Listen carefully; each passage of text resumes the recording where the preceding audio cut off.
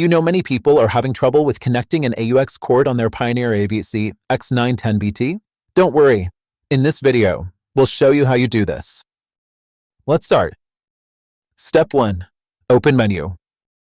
Press the menu button on the AVIC-X910BT to access the top menu. Step 2.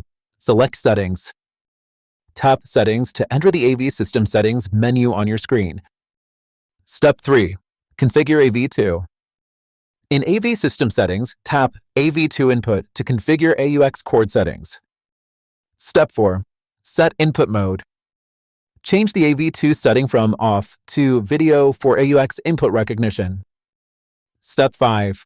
Plug and play. Connect your AUX cord to the front AV2 input jack and select AV2 source to start playback.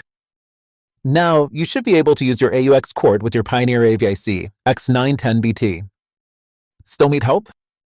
Visit our website for the complete manual. There you will also find questions and answers from other Pioneer users. Did you find this video helpful? By subscribing, you help us continue to answer users' questions. So, subscribe to our channel. Thanks for watching and see you in the next video.